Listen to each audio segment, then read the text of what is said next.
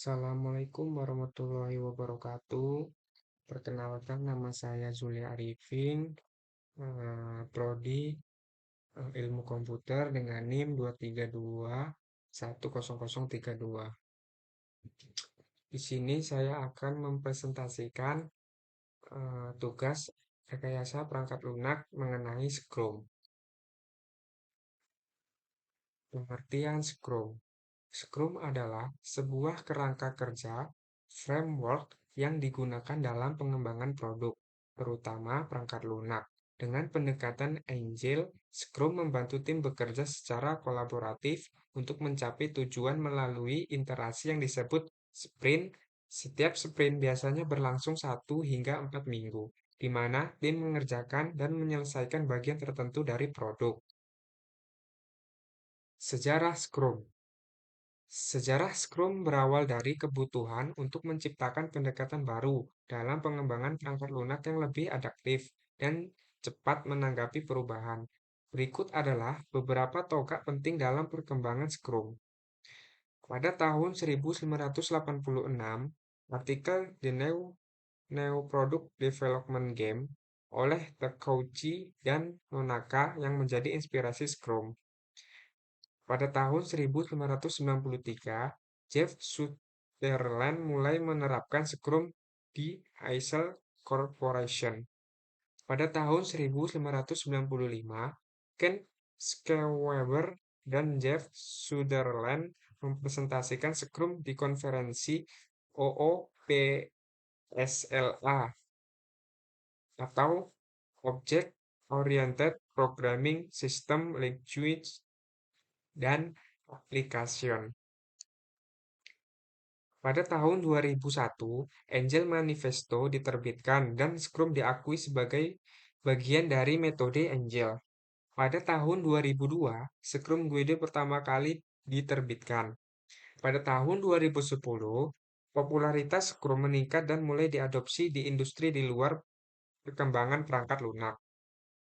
Kelebihan Scrum. Scrum memiliki banyak kelebihan yang menjadikannya salah satu kerangka kerja Angel yang paling populer dalam mengembangkan perangkat lunak dan manajemen proyek. Berikut adalah beberapa kelebihan utama Scrum. Yang pertama, adaptif dan cepat menanggapi perubahan. Yang kedua, fokus pada nilai bisnis yang tinggi. Yang ketiga, meningkatkan produktivitas dan efisiensi. Yang keempat, transparansi tinggi dan komunikasi yang baik. Yang kelima, meningkatkan kualitas produk dengan pengujian berulang. Yang keenam, kolaborasi dan kerjasama tim yang lebih baik. Yang ketujuh, memberikan umpan balik yang cepat dan stakeholders. Yang kedelapan, pengelolaan risiko yang efektif. Yang kesembilan, mendorong peningkatan berkelanjutan. Yang kesepuluh, mencapaikan hasil nyata yang lebih cepat. Kekurangan Scrum. Walaupun Scrum memiliki banyak kelebihan, ada juga beberapa kekurangan dan tantangan yang perlu diperhatikan, terutama jika menerapkan tidak sesuai dengan situasi atau tim yang ada. Berikut adalah beberapa kekurangan Scrum. Yang pertama, memerlukan komitmen penuh dari seluruh tim. Yang kedua, tidak cocok untuk tim besar tanpa modifikasi. Yang ketiga, sulit untuk menetapkan deadline yang pasti. Yang keempat, terlalu banyak pertemuan bisa mengurangi produktivitas. Yang kelima, ketergantungan tinggi pada produk owner. Yang keenam, risiko penurunan kualitas karena fokus pada kecepatan. Yang ketujuh, kurangnya dokumentasi yang memadai. Yang kedelapan, tantangan dalam skalabilitas untuk proyek besar. Yang kesembilan, tidak selalu cocok untuk proyek yang sangat teknis atau penelitian. Alur diagram. Diagram alur Scrum menggambarkan siklus berulang yang memungkinkan tim mengembangkan produk secara bertahap dan berkelanjutan. Diagram Scrum. Yang pertama, produk backlog. Kumpulan semua fitur peningkatan atau perbaikan yang dibutuhkan oleh produk. Yang kedua, sprint planning. Pada awal setiap sprint, interaksi tim mengadakan pertemuan untuk memilih item yang paling penting dari produk backlog untuk dikerjakan. Yang ketiga, sprint, interaksi 1-4 minggu. Sprint adalah periode waktu yang tetap, biasanya antara 1 hingga 4 minggu, di mana tim mengerjakan item-item yang ada di sprint backlog. Yang keempat, daily scrum atau stand-up. Setiap hari selama sprint, tim mengadakan daily scrum, pertemuan singkat biasanya 15 menit.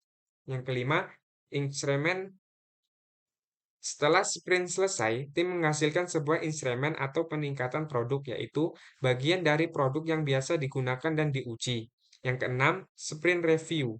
Pada akhir sprint, tim melakukan sprint review di mana mereka mempresentasikan apa yang telah mereka kerjakan kepada stakeholders untuk mendapatkan umpan balik. Yang ketujuh, sprint retrospektif. Sprint retrospektif. Setelah sprint review, tim mengadakan sprint retrospektif untuk meninjau proses kerja mereka selama sprint. Yang ke-8, repeat. Kembali ke sprint planning. Setelah sprint retrospektif selesai, tim kembali ke proses sprint planning untuk merencanakan sprint berikutnya dan siklus berulang. Contoh RPL Scrum. Yang pertama Microsoft, yang kedua Google, dan yang ketiga Yahoo. Segitu saja yang bisa saya presentasikan, lebih kurangnya saya mohon maaf, saya akhiri. Wassalamualaikum warahmatullahi wabarakatuh.